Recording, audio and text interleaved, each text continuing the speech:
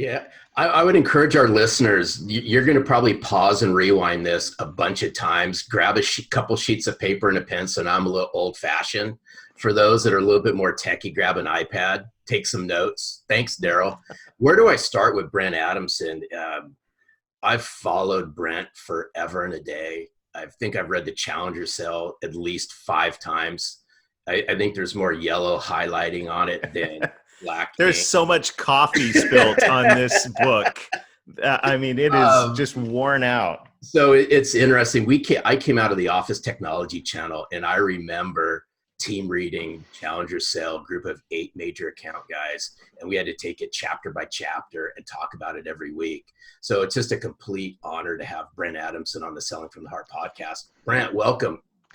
Thank you, gentlemen. You have managed to do what I always do, which is you've now overpromised, and I will proceed to underdeliver. And I'm really excited to be here with you to see if I could disappoint virtually everyone on the call today. But by the way, for if you guys didn't know this, there is actually an added benefit of the Challenger Sale book, which is if you've got one of those kitchen tables that kind of rocks back and forth a little bit, it's a little, you just tuck one of those books under one of those legs, and I'll tell you that will solve all the problems. It's nice, even, and there you go. That's where actually I keep my copy.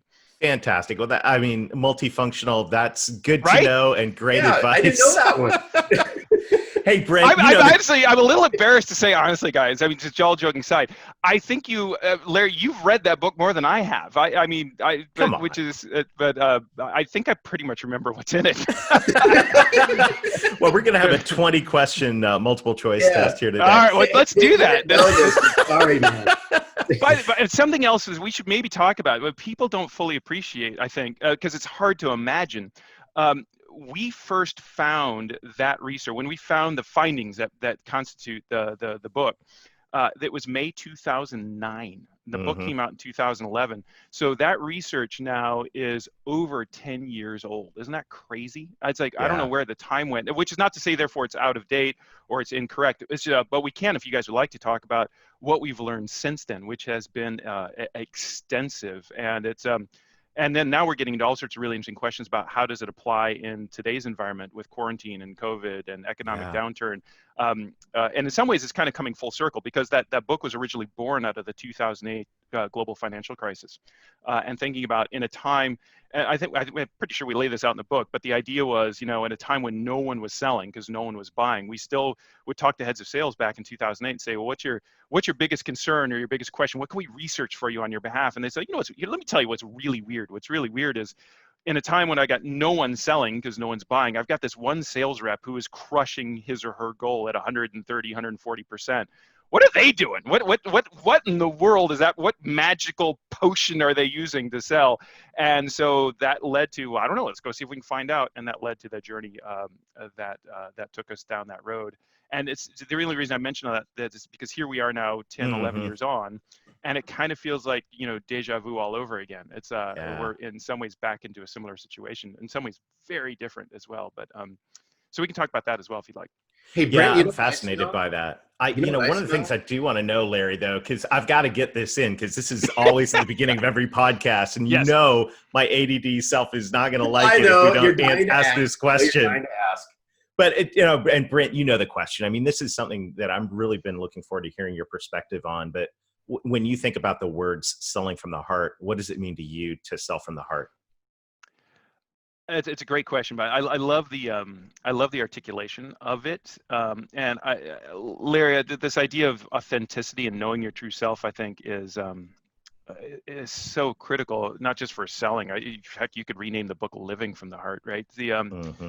And the idea that you've turned this into a focus on relationships, I think, is critically important. So we'll come back and talk about that because, of course, I'm often known as the guy who thinks relationships don't matter, which is inaccurate, but common.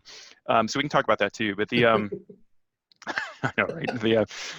Just ask my wife. Jeez.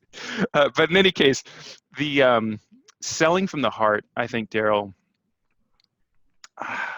There's so much wrapped up in that question. I think it comes down to believing. It comes down to this idea of, do you, and it's hard to answer this question. Have you guys struggled to answer this question without sounding kind of trite or cliche?